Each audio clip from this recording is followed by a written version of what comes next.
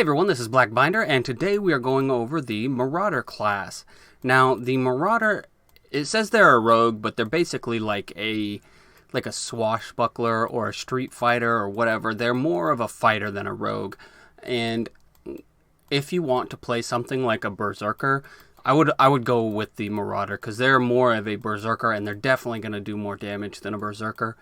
But thematically, they almost seem more like a berserker. Now, the real berserker class would probably be Cursed for Rampage, but basically Marauder, you can think of them as a more thematic berserker.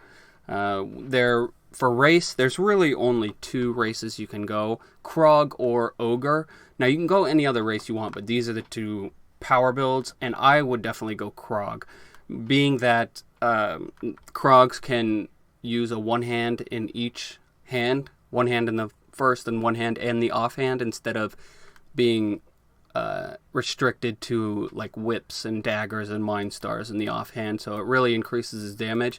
With the Ogre, what you can do is you can do a two-hander and then in your offhand a dagger or a mind star or whatever. But it's good to go with the Krog, because you can use a one hand in your offhand, but then also as a Marauder you get dual weapon mastery, which lowers the penalty of your offhand weapon too. So it's basically it lowers it to 17%, so both hands are going to be almost the same amount of damage, 17% less effective in your offhand, but still it's really, really close, and it really increases their damage.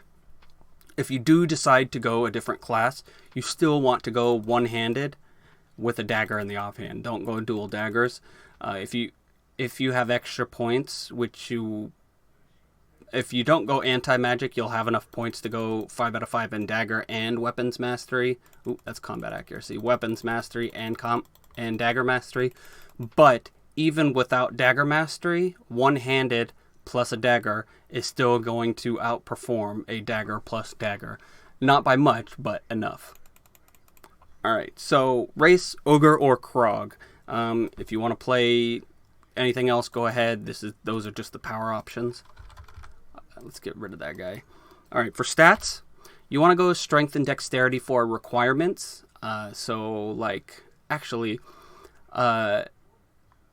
I went to 20 dexterity first so I could grab flurry, and then I maxed strength. So dexterity to 20 and then pretty much max strength.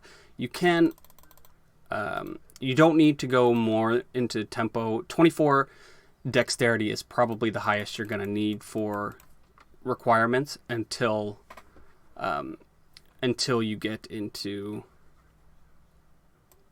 what is it? No, poison's cunning, and we're not going into that anyway. And dirty fighting, we're not going into that either, which is also cunning. But anyway, yeah, 24 dexterity is probably as much as you need. And then you are going to max dexterity after strength. And the reason being is because your greater weapon focus, it actually scales better off of dexterity than it does skill points. 5 out of 5 skill points will get you to, I think it's 25%. And then maxing out dexterity brings it up to 53%. So you're actually getting 28% from dexterity alone into greater weapon focus, and only 25% from the talents alone. So definitely max dexterity second, because greater weapon focus, if you've ever had an enemy do it to you, you realize it's quite a bit of extra damage. So first though, 1 into dual strike and 1 into flurry. You can raise these later. Heartseeker and Whirlwind, they're good, but you can hold off on them until later. Really, the only two we want right now is Dual Strike and Flurry, and then the reason we go strength we max strength first is so we can get up weapons mastery all the way up to 5 out of 5, which takes 42 strength. But eventually, you're going to max out for your level on strength, so you'll be going back and forth between strength and dexterity. It's not just all strength and forget about dexterity. But yeah, for prerequisites, you want 20 at least. You can go 24 if you want. If you really want a movement and damage ability early on, you can go Heartseeker, or 28 dexterity for Heartseeker, but it's not required, especially because of Step Up. But that is an unlocked category, so we'll go over that later. All right. So let's go over dual techniques. Dual strike It's basically a 1-2 hit, and then it hits with your offhand weapon first, but as a Krog, that's okay with us. If it hits, then they're stunned, and you hit it with your main hand, so it's a good stun ability. At 3 out of 5, you get an extra turn on the stun, so for 6 turns, but I rarely ever take this up to 3 out of 5 until the very late game, especially with Krog. We have our stuns covered. Flurry, 1 point now. It does scale really well though, because it's 3 hits each for each hand. It's actually, like it says right here, it goes from 71% to 83%, 12% increase. That's a decent increase even if it wasn't 3 hits, but that's 12 times 3, so it's actually a 36% increase for an extra skill point, and that's quite a bit of extra damage. Flurry is for when you really need to shut down a target quickly. It does have a 12 turn cooldown, so it's not going to be like usable all the time, but when you need to shut something down, this is your go-to. Alright, Heartseeker. Heartseeker basically turns into Wolverine. You jump at someone with your claws forward and hit them. It does deal increased critical strike damage. Let's see, at 5 out of 5, it's 33% increased critical strike damage. But the problem is, let's look at Flurry at 5 out of 5. That's 108%. Let's take out the dual wielding. Just one. Let's go 1.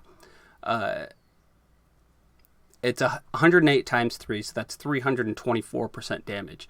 At 5 out of 5 for Heartseeker, it's only 180% damage. Even with the increased critical strike damage, that's not going to equal what you're doing with Flurry. So it feels weird that they put increased critical strike damage on it. It makes you think that you should use that over other things, because, if you're critting, it'll do more damage, but that's not the case. Whirlwind, pretty much use it the same way with Heartseeker. You can move, what is the max range? 4 range, which is pretty good. And you attack all the enemies around you, basically in 1 radius, so right next to you. You'll use both weapons, and the main thing about it is it causes them to bleed. We probably won't be taking... You will take use of the bleed for a different skill later, but eventually it will be not necessary, so we'll go over that later. But yeah, all you need to know is it's a movement plus damage ability, and then it also makes the enemy bleed. For combat techniques, Rush, you're just going to run at an enemy and attack them, and then it dazes them if it hits them. This used to be good because you could use it on anywhere, but now you can only use it on a specific target. Eventually, you'll want to take it up to, 3 out of 5? Yeah, 3 out of 5 because you get an extra range on it. But for right now, you only need 1 out of 5. Because most likely this will get you into trouble more than save you now that you can't use it as an escape. Precise Strikes increases your accuracy and critical strike chance. You're already going to have plenty of accuracy and you're going to have plenty of critical strike chance, but it also reduces your attack speed, so this is just crap. But you have to take it to get to your next point. Perfect Strike, you will want this probably at 4 out of... No, definitely at 4 out of 5. You don't want to go out to 5 out of 5. But early on, you only really need it 2 out of 5, because you need... Basically, this is for enemies who you can't kill, you can't shut down right away, that are also invisible. Because when enemies are invisible and you can't see them, you get you basically always miss like 2/3 of the time. I don't remember if it's 1/3 or 2/3 of the time, but this Perfect Strike, it lets you attack those enemies without penalty. So not only do you get an accuracy bonus for your weapons, you also deny them their stealth bonus, basically. Very good against Dreadmasters, but the problem is it doesn't last long enough to really lock down and find most Dreadmasters, because they can go in the wall and run away from you. But I would still use it every time I fought a Dreadmaster. Blinding Speed, eventually we will take this to 5 out of 5, but we don't have the stamina early on. Basically 55% global speed for 5 turns, and it's 0% of a turn. The only problem with it early on is it takes 27.8 stamina, which is just too much, especially if we're going to be using Perfect Strike, which is also 27.8 stamina, and then our Rush to engage is 24, and Flurry is 33. You see how these add up right away. But eventually you will 5 out of 5 it, because you're going to have a ton of stamina eventually. Now, Technique Combat Veteran. I've gone over this before, but we'll go over it again specifically for this guy. Quick recovery basically increases your stamina regeneration, not nearly enough. 2.5 stamina per turn, so to get one flurry, you'd have to have 15 turns of quick recovery, or I think like 12 and a half, something like that. But just not enough to make it matter. However, early on, you will go 1 point in it, so you can get to fast metabolism. This lets you regenerate life faster. At 4 out of 5, which is the max amount, 3 out of 5, because you can float 4 points. So to float 4 points correctly into fast metabolism, you can only go 3, because then you want to take 3 out of fast metabolism and then 1 out of quick recovery. But what you can do is you can leave it at 4 out of 5, but then only float the points into fast metabolism, because eventually we don't need spell shield. That only gives us plus spell save, plus 48 raw spell save. It sounds like a lot, but saves suck anyway. But eventually we will want at least 1 or 2 points into Unending Frenzy. People will tell you it sucks, but especially with the way we use Unstoppable, we're going to be using Unending Frenzy. They kind of go together because they both have on-kill effects. So what you can do, what I've been doing, is doing 4 out of 5 for fast metabolism, or 5 out of 5 for fast metabolism, because then when you take the 4 points out, you're still at 1, which you're going to need to have anyway to get to Unending Frenzy. So early on, go ahead and do either 3 out of 5 if you don't want Combat Veteran at all, or 5 out of 5, 4 out of 5 for life fast metabolism, because 7.5 life regain per turn early on is really nice. It's worth floating the points. Now, technique throwing knives. You don't have stealth, so there's really no point into going into throwing knives. There would be if you also got the artifice tree, but okay, so for throwing knives, if you're stealth, you stay stealth when you use throwing knives. Not for fan of knives, but yes, for throwing knives. Now, the problem is, these proc on hit effects. So what you would want to do is do flexible combat with it, and artifice hidden blades like the rogue has. However, when those proc, it will take you out of stealth.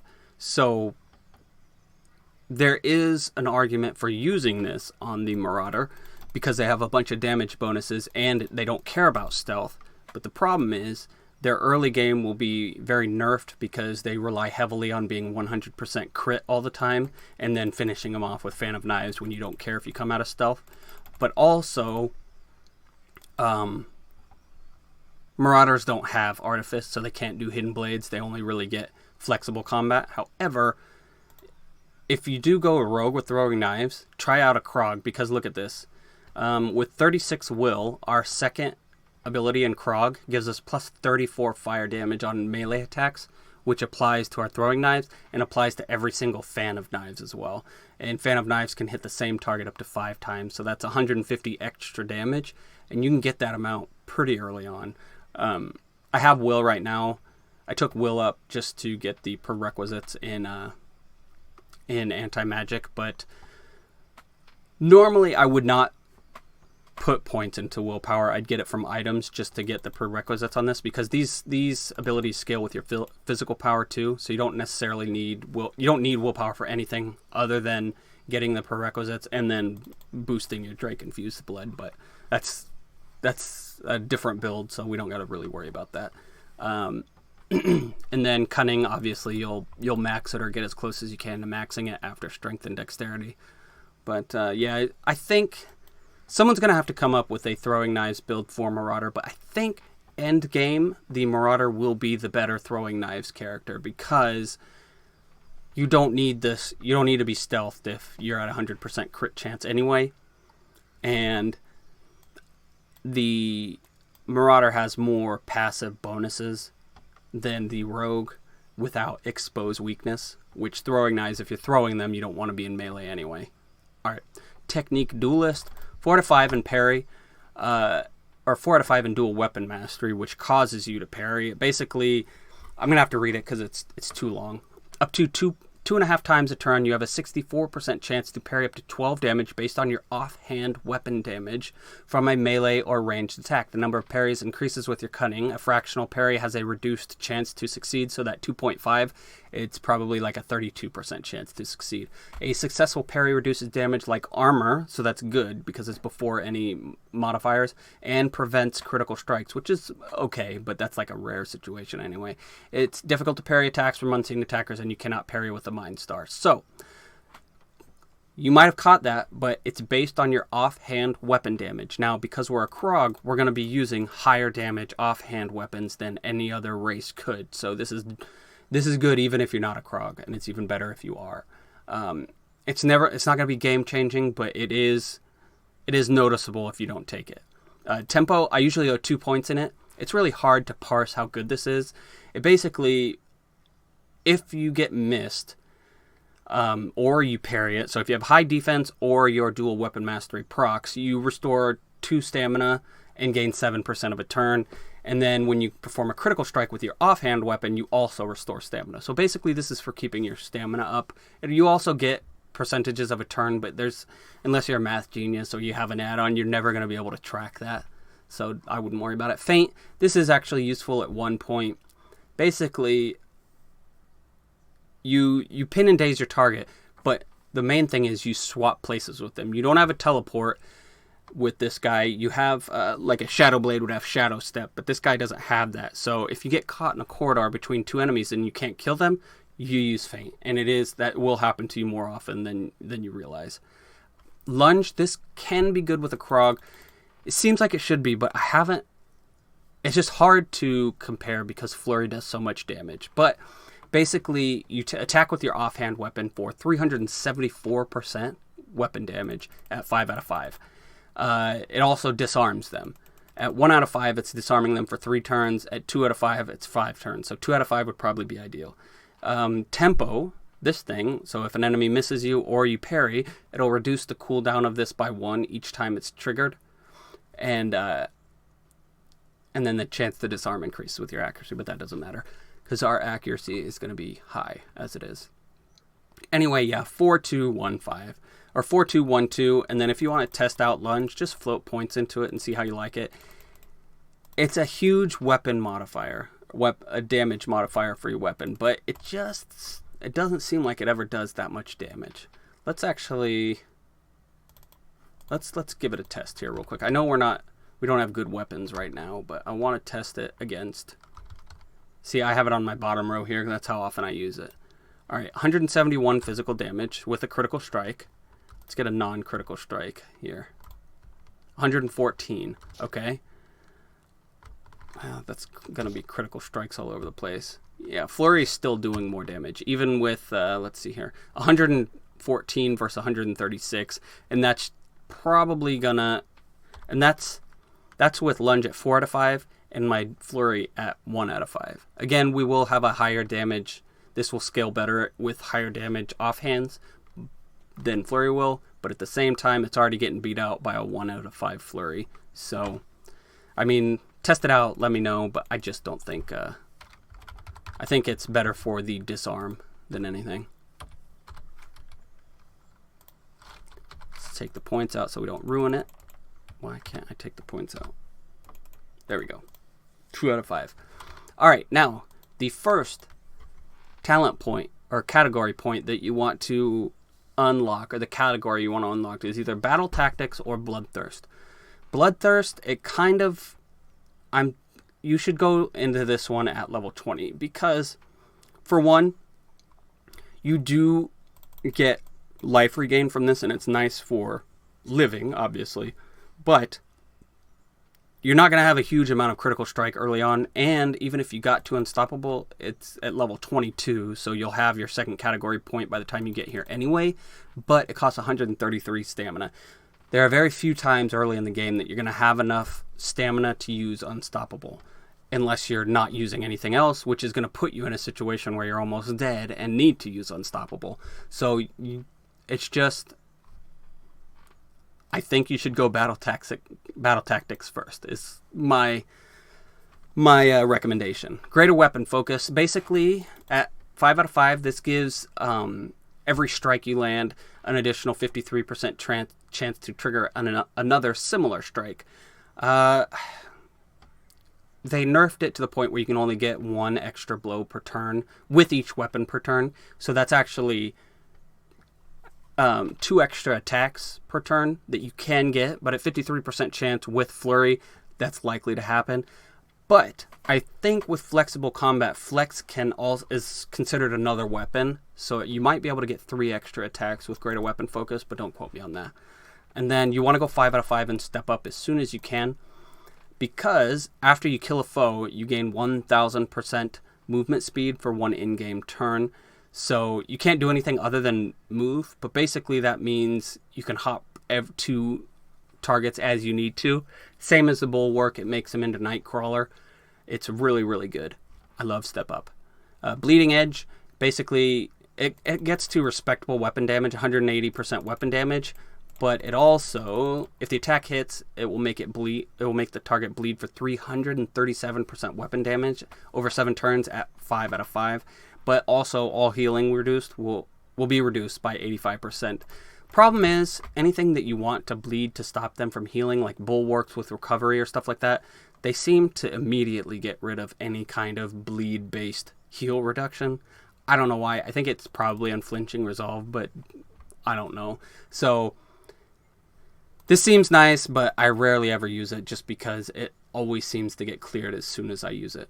True Grit, while wounded, you gain damage resistance based on how much health you're missing. Let's see what it is at 5 out of 5. If you've lost 70% of your life, you gain 35% all resistance. So it's 50% of all your life lost you gain as all resistance.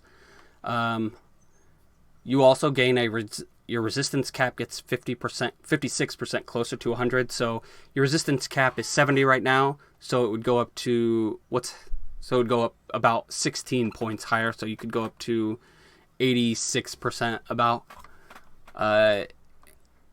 It takes 1 stamina per turn. Really not that bad. It increases by a small amount, 0.3 per turn, which really isn't that much. However, this is basically the same as Unstoppable, really, except Unstoppable makes it so you can't die. There are situations where I would use True Grit instead of Unstoppable, but I would never take it early on. True Grit, if you read the skill, it does sound nice. I used to take it when I was newer, but it still might be good. I never find the time to use it, so. Alright, so you're not going to take any more points into Bleeding Edge until you're sure you have your build done. So let's go on to Bloodthirst. Any melee strike you do that deals 25% of the target's total life puts them in Mortal Terror, dazing them for 5 turns. That's crap. If you can deal 25% of your target's total life in 1 hit, then they're going to die soon anyway. But at 5 out of 5, it gives you 14% critical strike, so about 3% per point, which is okay. I will usually end up maxing that out. Bloodbath, this doesn't seem that great, but I take it all the time just because I like life regeneration.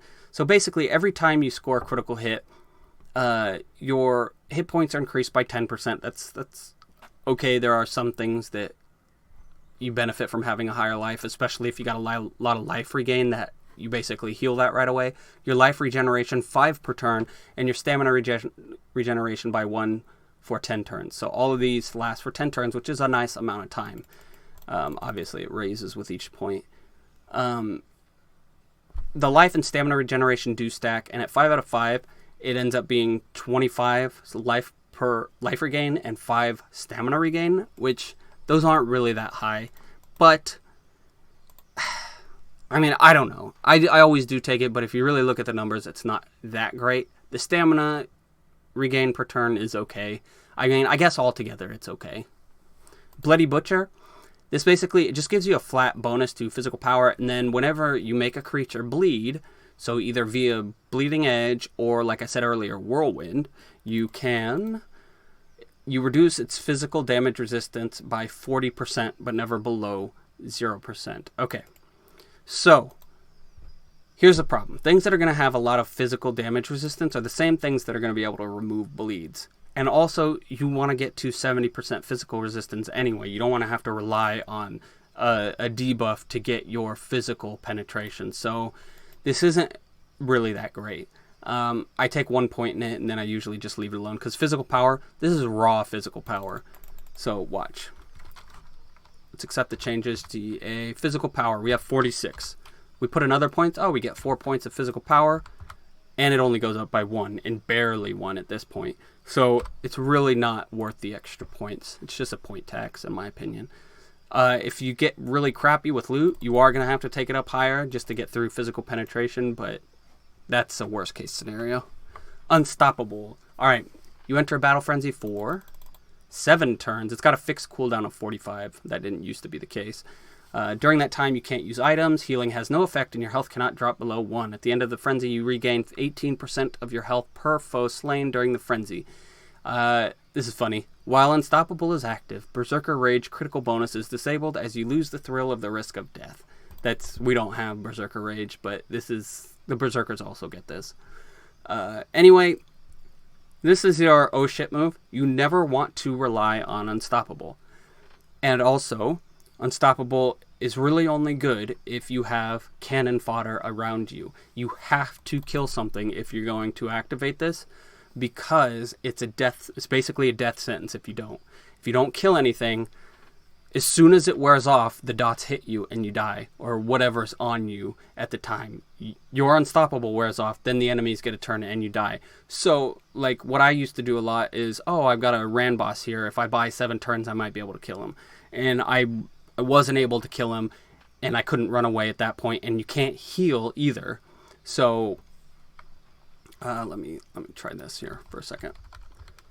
You can't heal either, so basically what it ends up being is you die. But, hold on, I want to try this. I'm seeing if I can remove this, and then if the turns go by regularly. There might be a way around that, which is what I just tested. Let's get this on here. Alright, Deep Wounds. It's got 5 out of 14. Is this taking a turn to remove this? No, it's not. Okay, perfect.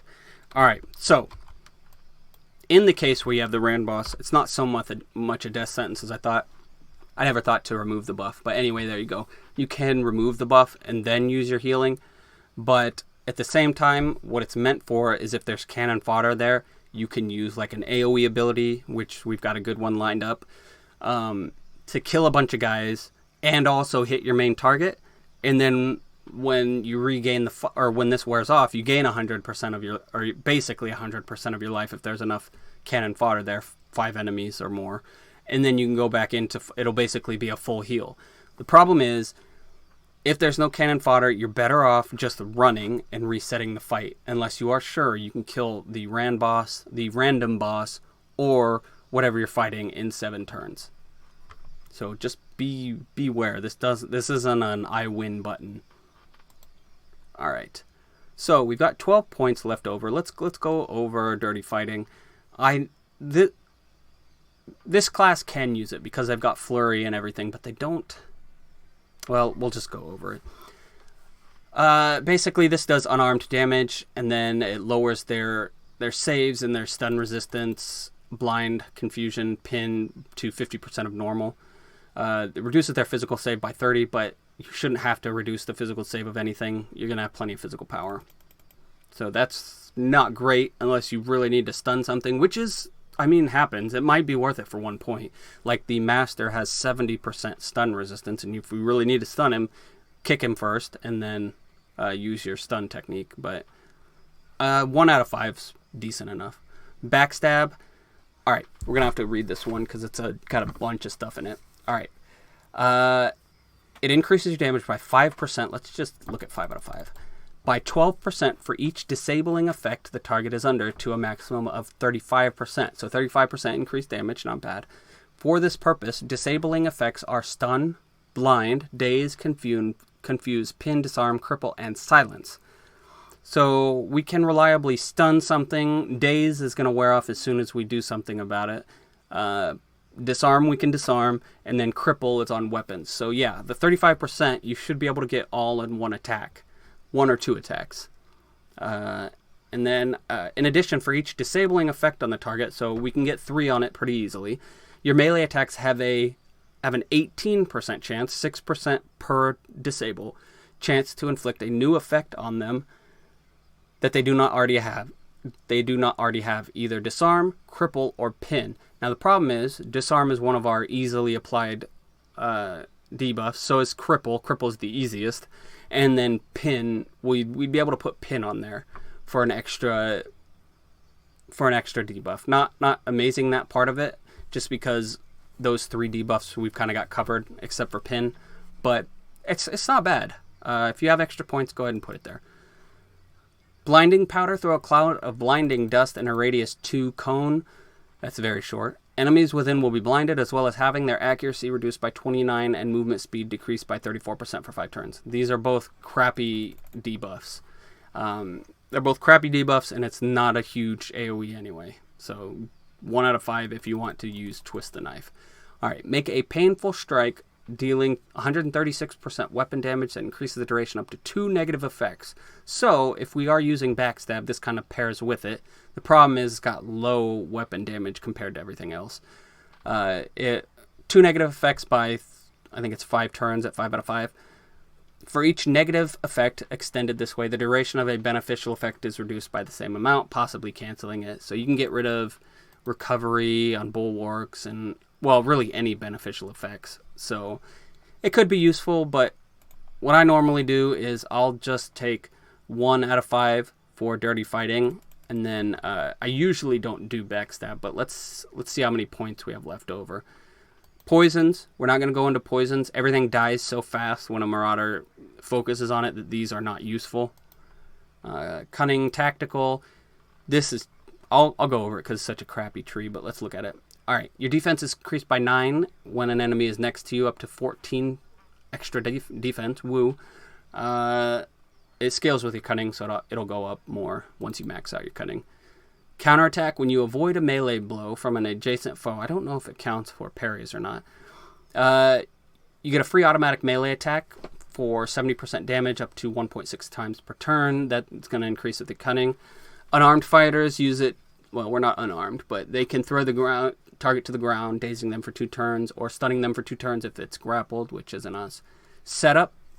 This is a usable, but it costs an entire turn. Now look at this. Increases defense by 14 per 3 turns. That's crap. When you avoid a melee blow, you set it up. Increases the chance of landing a critical strike on them by 10% and reducing their saving throws by 10. We don't care about their saving throws. We don't care about defense. And we will eventually have critical strike at maximum anyway. So this is not useful either. Exploit weakness. I used to grab this tree just for this, but I was new and I didn't know what I was doing. So each time you hit an opponent, this lowers your physical damage by 10% first off. But each time you hit an opponent, you reduce their physical resistance by 5%. I think it's 25% at 5 out of 5. Just not good, especially how easy physical penetration is to get. So no tactical, no cunning tactical. All right, where do we want to put our last points? Probably 5 out of 5 into Flurry, because you're still getting 21% increase on that last point. And then we'll go to 3 out of 5 for Dual Strike. Now, with Heartseeker and Whirlwind, we want to take a point in them to raise their range to usable, to make them more usable. 5 out of 5 is good, or 2 out of 5 for 5 range is good for Heartseeker. To get 4 range on Whirlwind, which is nice, you'd have to go 4 out of 5, so 2 extra points, which might not be worth it. It's really up to you. I like to get 4 out of 5 in Combat Mastery. We can take out 4 points in Fast Metabolism. I forgot to take it out. But anyway, and then put 1 into Dual Mastery. And then you could up Lunge, you could up Whirlwind, or you could go Backstab with those final points. You're also going to have more points with the Elixir Foundation and the Sandworm Queen's Heart. But yeah, this is what your build's going to mostly look like towards the end. All right, going over into generic trees. Obviously, we want thick skin as high as we can. Here's the problem. We do like... It's a problem with your stats. We do like Constitution because Unflinching Resolve actually gets pretty decent eventually with high enough Constitution.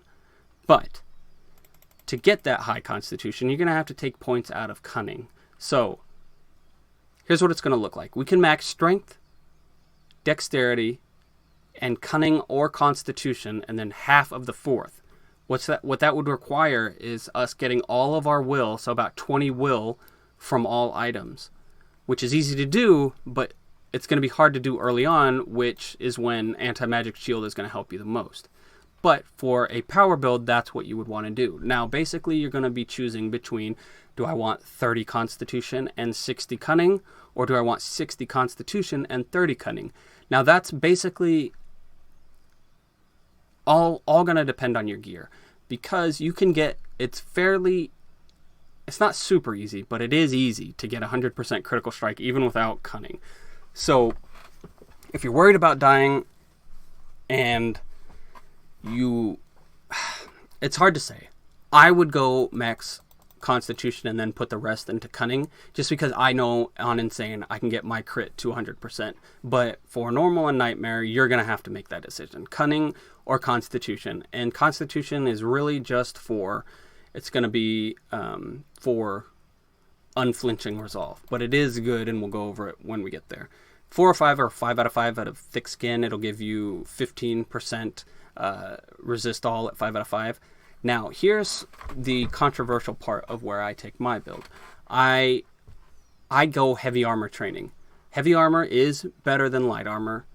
Robes have become very close, but even if you go robes, you don't need any points into light armor training because it just sucks. It gives you some armor hardiness that you can get from other areas, but if you are lacking on armor hardiness, you want it between 50 and 70%, you can go points into light armor training. But there are way too many trees, generic things to spend our points on to be able to do light armor training and the mobility tree. Because we also have Tinkers in here we have to fit in. Tinkers is the power build for Marauder. You don't have to do it, but I mean, he's not going to be as strong if you don't use it. So I go 3 out of 5 on heavy armor training. So it lets us use massive armor. 3 out of 5 on combat accuracy, 5 out of 5 on weapons mastery. Now, if you're not going Krog, then you're going to have to waste even more points into dagger mastery, which hurts your prospects here even more. But let's go on. Disengage, basically you kick on the enemy and flip backwards, and then so long as you move, you get an increased movement speed. Very good at 1 or 2 out of 5. It's another way to vault over an enemy, kind of like Feint, but it's a little bit more difficult to use. Evasion, when you're using this, you click the spell and then you click on an enemy who you want to flip off of, and then you click behind you where you want to move. A lot of people ask how to use it. Evasion, this is a really nice spell, a really nice ability. At 5 out of 5, it gives you 36% chance to evade melee attacks and ranged attacks, and 45 increased defense for 4 turns. All I care about is the evasion part. The chance to evade increases with your dexterity, so basically goes from 29 to 36. So obviously 1 out of 5 is going to give you the most bang for your buck. Now, tumble and trained reactions you can't use because you're wearing heavy armor. Tumble is good, but you already have Heartseeker, Whirlwind, and Step Up and Disengage to get everywhere you need to be, so it's not required. Trained reactions, however, it is something you're going to miss out on. And with the robes plus trained reactions, it is most likely the better defensive option. We just don't have enough. We don't have the 6 extra points to use on it. So at 5 out of 5, it's giving you, all right, anytime you take more than 14% of your maximum life in a turn, you reduce the damage by 26%. That's pretty good. On the hits that it's going to be working on you towards the end game, I was seeing 200 damage absorbed. So basically that's what you can count on. Unless you got a really large amount of life and no damage mitigation. Skullcrack, this can do a lot of damage if you find the right helmet. God, what's it called? The artifact helmet has a skullcracker multiplier by 5, and that'll make this, I think, 5 times as strong. But it even says down here, damage done is increases with the quality of your headgear, your strength, and your physical damage bonuses. So this was actually my highest damage ability on my bulwark, because I found a really good skull cracking helmet. But you don't have to take it a bunch of points into it. It's up to you. Riotborn, really nice. Gives you at 3 out of 5. It gives you 44% resistances to stuns and confusions, the 2 most debilitating stun or debuffs in the game. You can go higher, but diminishing returns hits it kind of hard. 7% and then 6% increases. So this gives you leeway in your itemization points by a lot, because it's basically giving you 88% resistances that you don't have to worry about, that you can put into either damage stats or resistances. Vicious Strikes, you know how to hit the right places. Basically, it increases your armor penetration, good, and critical damage multiplier, which is also good. But after 3 out of 5, the bonuses are too small to go anymore. Really, the third point even is kind of getting hit hard by diminishing returns, but I like 3 out of 5 on it. Total Thuggery, I like this skill, but here's the problem. Look at it. You go all out, trying to burn down your foes as fast as possible. You gain 11% attack speed, up to 23% attack speed at 5 out of 5, 17% critical chance, and 30% physical resistance penetration. But it drains 6 stamina per turn. Now, the problem is, you need your stamina you need to have a certain amount to use Unstoppable, a decent amount, 133. But also, 2 of these bonuses you should have covered already. Critical chance and physical resistance penetration. So, on normal and nightmare, yeah, this is all around great, because it's going to be harder to hit those breakpoints or those soft caps. But I don't know if 5 out of 5 points is worth it for 23% attack speed. So, it's really up to you guys. I usually do take it, but if I actually do the math, then I rarely ever actually need it. But it's so good. I mean, it's got so many good things on it. I almost want to build around it. But then when I don't have the stamina, I'm not going to be maxed out on crit, and I'm not going to have max physical penetration. It's just, I think it would be better if you have the points to take it at 5 out of 5, or 4 out of 5, sorry, and then only use it for the attack speed. All right, Vitality. When you fall below 50% life, your life regeneration increases by 23 for 8 turns. It used to be a lot better, but it also used to be a lot more annoying on enemies. 1 point is fine. It also lets you recover faster from poisons, diseases, and wounds, but diseases already last 20 turns anyway, so, I mean, who cares if it's 20 turns or 12 turns, you know. Unflinching Resolve. Each turn, you have a 38% chance to recover from a single stun effect. It scales with your Constitution, so there's going to be a lot higher if you went Constitution instead of Cunning. But anyway, you want to take it to 4 out of 5, because that's going to get you all the effects. At talent level 2, you recover from blindness. At level 3, confusion and pins. And level 4, disarms and slows. Now, I never used to take this, but they changed it, or they at least updated the tooltip to let you know that there's a priority order. Stun, blind, confusion, pin, disarm, and slow. So the stun is first. Yeah, this is really good. I used to only take it to 1 because I didn't want anything to be removed except for the stuns. But now stun is always removed first if it has a chance. Daunting Presence. Enemies are intimidated by your very presence. Enemies within radius 6 have their powers reduced. It's never going to be a lot. And even though we have a lot of physical power, it's never going to be a lot. However, if you do remember, a lot of our stuff over here can lower saves. So maybe, I mean, lowering saves isn't really a great thing anyway, but if you wanted to make a save lowering build instead of just a blowing up the person build, you can, but that's up to you. Adrenaline Surge, I used to use this for Unstoppable, but once you get past mid-game, you don't need it. Basically, it increases your physical power for 3 turns, but while this effect is active, you can continue. You don't have to use stamina-based talents you don't need your stamina to use the talent. So it uses your life instead. But look at this. There'd be 133 life that's costing. So that's quite a bit. It's better just to make it so you don't run out of stamina. Easy way to do that is with, on a Marauder, the easy way to do it is just by being a Marauder. You already have tons of stamina recovery.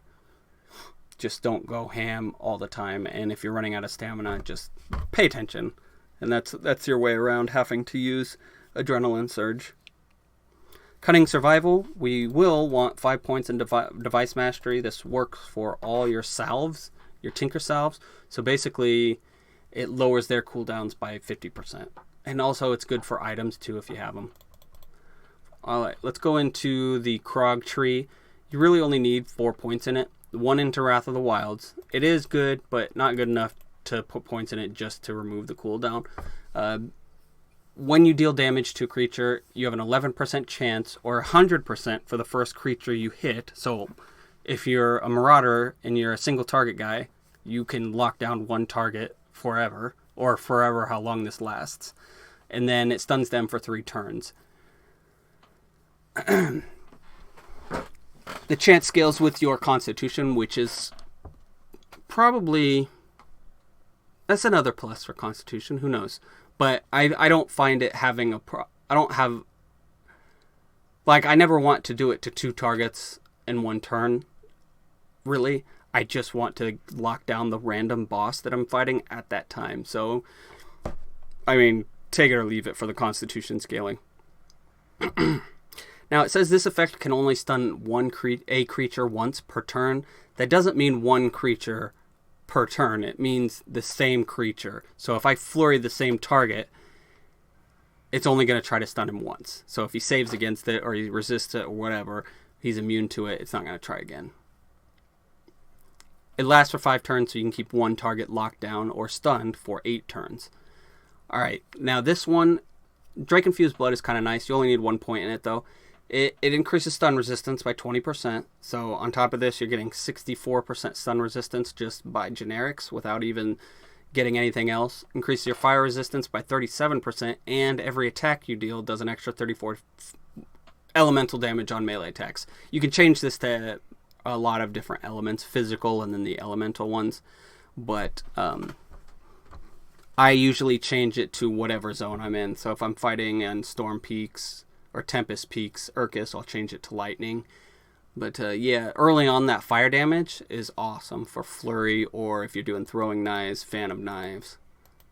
It's a nice, decent boost to your damage. I've actually made a few builds based around maxing out willpower with pain enhancement systems and superpower just to be able to use this. It was a Mindstar Wormic, and I used Dissolve, which hits 4 times with each hand. It was amazing. It would just melt everything. Of course, like all Wormics, though, he died from having no defenses.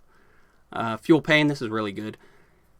Whenever you take a hit for 20% or more of your max life, which happens a lot, one of your inscriptions is taken off cooldown, and infusion saturation is removed. So on longer fights, the infusion saturation can matter, but getting one of your inscriptions taken off cooldown is just amazing, because if you're getting hit and you've already healed for everything, you've already used all your inscriptions, and then you get chunked again, well, now you have another lifeline. Drake Bloodstrike isn't very good. First of all, it does elemental damage unless you switch your Drake Blood to physical, and then it does half the damage, I think, because for Drake Infused Blood, if you go physical with it, it uses a third of the values now. It used to be a half of the value, but now it does a third of the value. And it silences for 3 turns. No. Silence is okay, but we have an AoE silence over here, so we don't need that. It's a wasted point. You'll never use it. I mean, you can use it, but it won't be very good.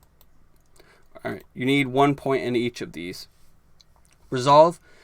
When an enemy hits you with a non-physical, non-mind damage, so any magic attack that isn't mind or physical, you gain 14% resistance to that element for 3 turns. Now, at level 3, you get 3 different elements. It's not just one element. Also, every time you get hit with one of those category of non-physical, non-mind, your stamina will wait. That doesn't make sense. Additionally, each time you take non-physical, non-mind damage, your equilibrium will decrease and stamina increase by 1. So it costs stamina to use. I think that's a typo, but I'll have to test it later. But yeah, 20% resistance to 3 elements at a time. That's pretty good. Silence, you only need it at 1 because we don't care that it silences enemies in a decent radius for 3 turns. More points isn't going to increase the radius, and it's not going to increase the amount of turns. All it increases is the mana burn damage and the equilibrium reduced. We don't really care about equilibrium reduction. Anti-magic shield. Eventually we want to go 3 out of 5 in this. We're at 0 points right now, but remember we have 2 points from Elixir of Foundations and 1 point from the Heart of the Sandworm Queen. So we can take this to 3 out of 5 and still have 2 points left over. Now, the problem here is we also want tinkers. It depends on what tinkers you want, really. But you want 3 out of 5 for therapeutics. So we can get that because you get 1 out of 5 immediately. So we get 3 out of 5 for therapeutics, and then we have 1 in smithing. But we need an extra 3 points for the grounding strap, if we want that, to make us completely stun immune. So we're going to have to find those points somewhere. Probably here.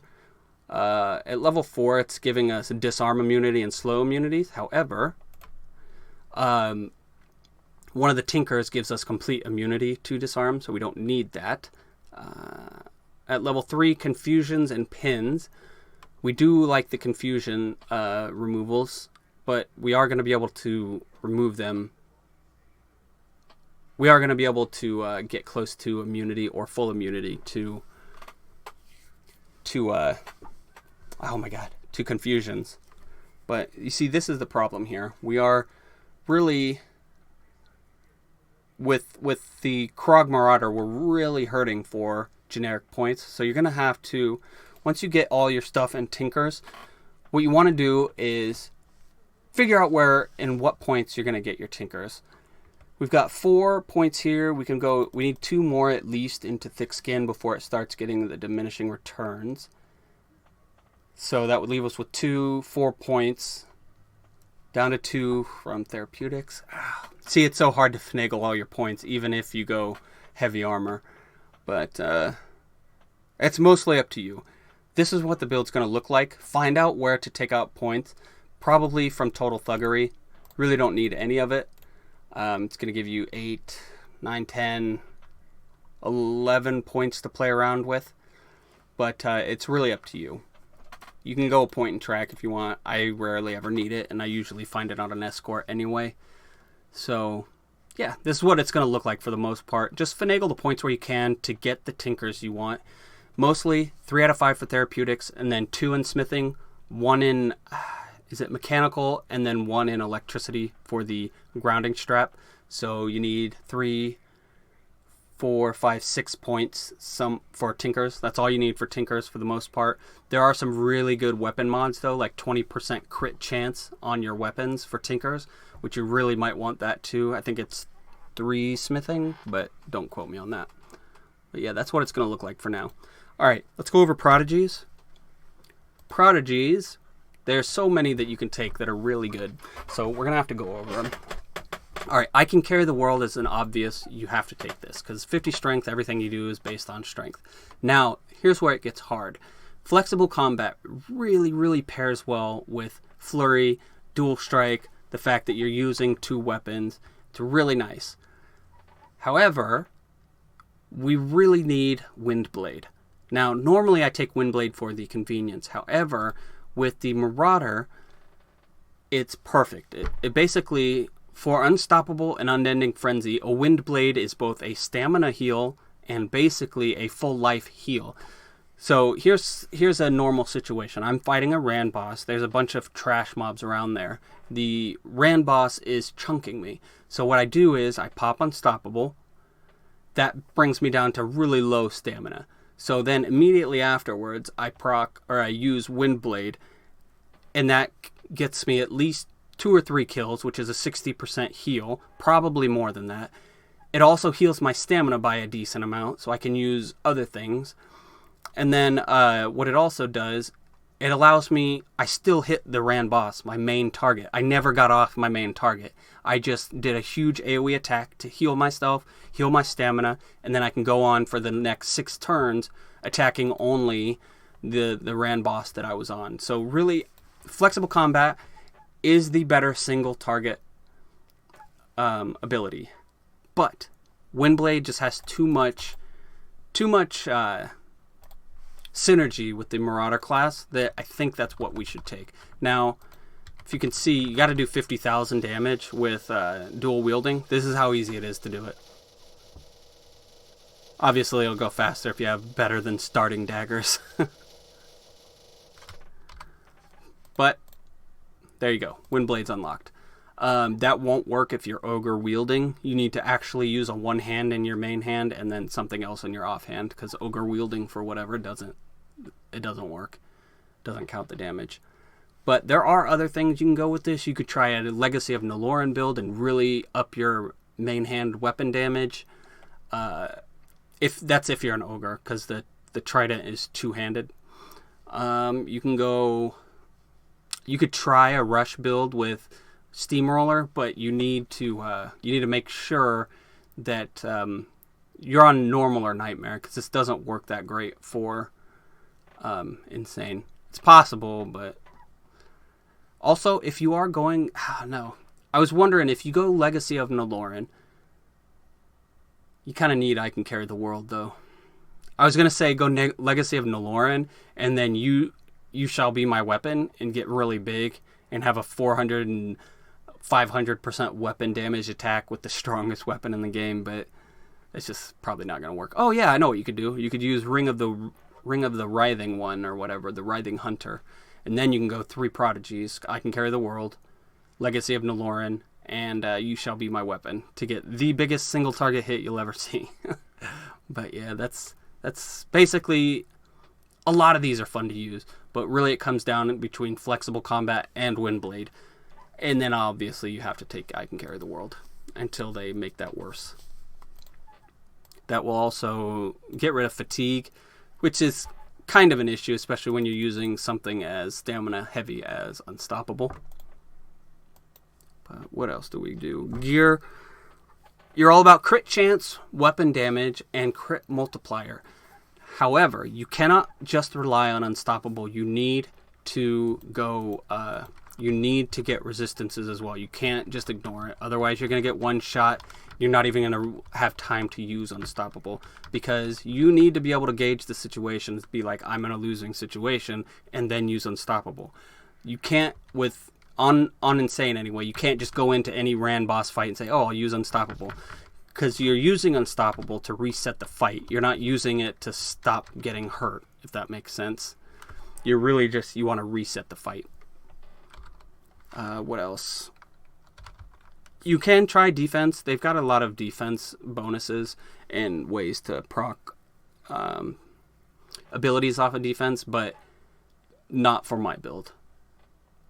Armor hardiness, remember you want it 50 to 70%. That depends on how much armor you're going to get, because at 30%, you may be blocking all of your armor's worth already. So you just have to watch. You have to pay attention to your combat log and see how hard you're getting hit. But I would probably go for 70% armor hardiness. I say 50 to 70 just to cover it, but I would probably always go 70% or more. Which is pretty easy if you're using heavy armor. Light radius, 6 or more. Physical penetration, obviously 70%. Or you can go less if you want to use some of the skills to reach that 70% rate. Confusion and stun and freeze resistance both need to be 100%. However you get there is fine. Hit points is good. Hit points are good. Hit points is a good choice. How about that? And then, what was I going to say? Oh yeah, disarm immunity is really annoying for you. However, you will get 100% at a tier 5 Iron Grip Tinker, which will give you 100% disarm immunity. Then you need pin immunity. Their kinetic stabilizers, I think, give you 25% pin immunity. It's really annoying to find pin immunity items, so it might just be something you have to deal with. But yeah, that's what you need to know for stats. Inscriptions, you want movement, definitely 1. 8 turn cooldown for your movement infusion, or as low as you can get it. And then some kind of heal. That's not as necessary as movement, but I hate not having a heal. It feels like I'm not wearing any clothes. So that might just be my bias. And then since you're a Krog, you can't use Shatter Affliction, so you're going to have to either use... You're going to use a Wild probably for most of the game, but then when you get your Tinkers, what you'll do is you'll replace that Wild with a Medical Injector, and then with your last Inscription, you'll get another Medical Injector, if that makes sense. So, for your Inscriptions, it's going to be 2 Inscriptions and 2 Medical Injectors eventually, but that's going to be really late in the game. Early on, it's going to be movement, heal, and wild. Some kind of wild removal. Most likely physical, but it could be... Yeah, no, it's probably just physical. The order for which... I know I've already said this, but let's go over the order for which we're going to use our category points. First, it's going to be Battle Tactics with Step Up. Step Up is crucial for your survival early on, and then Greater Weapon Focus is nice as well. Then Bloodthirst, because at level 20, you'll actually be able to get to and use Unstoppable. Your third will be the Tinkers. Normally, I would like to do an Inscription, but you're already going to be level 34 when you're getting that, which is Dreadful about the time to go east. You need time to build up first your schematics for Tinkers and your ingredients for Tinkers. So taking it any later than that, it would be very annoying. You might not get all the schematics you need or want. So, and then our last category point, when we get back from the east and kill the sandworm guy, go ahead and put it in an Inscription, and then that'll be probably your first Medical Injector, but that's up to you. All right, Escorts, look for Track.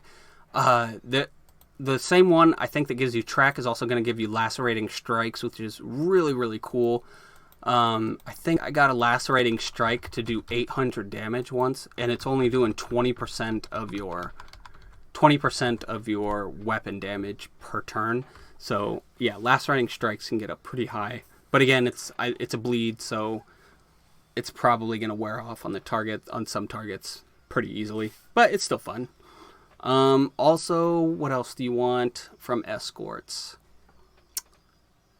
Yeah, Track, Tinkers, and Lacerating Strikes from a Warrior. If you get a Warrior, you can take out more points in Unflinching Resolve and then use the Warrior to boost up the points. You might, like a lot of times, I've gotten 4 Warrior Escorts in one game before. They seem pretty common, even though they're probably all equally likely, but whatever. You can put them in Unflinching Resolve for that. There is I think it's the Lore Master, gives you a Disarm, which can be useful sometimes. It costs stamina to use, and you're already a stamina-based class, so if you want, you can get that, but it's hard to argue against. It can give you +5 in any other stat, so the Lore Master. So what else? That is about it. The main thing about the Marauder is just knowing when they're a rogue, that you need to know when to use Unstoppable. That's the only thing. Don't use it right in the beginning unless you know you're going to be one-shot, which, I mean, is the case sometimes. There are a few enemies that I think will one-shot me that may or may not. But have enough defenses to survive long enough to know that you're in a shitty situation, basically. And then use Unstoppable, Windblade, and then continue on the fight, knowing that when Unstoppable wears off, you're going to be at full health with a decent amount of stamina because of Unending Frenzy. So, alright, that's where we're going to leave it for now. If you guys see anything that you disagree with, let me know in the chat, especially with the mobility tree. I really think Marauder is better off going heavy armor, just because you saw how little amount of point spread we actually get. So, I mean, it's up to you guys, but let me know if you think anything differently, and then leave a like, subscribe, comment, tell me what you like, what you don't like, and nobody's ever disliked my video before, so, or any of my Tales of Majeyal videos before, so if someone could push the dislike button, I want to see if somebody actually will. or if people love Tome too much to dislike a Tome video. All right, we'll talk to you guys later. Take it easy.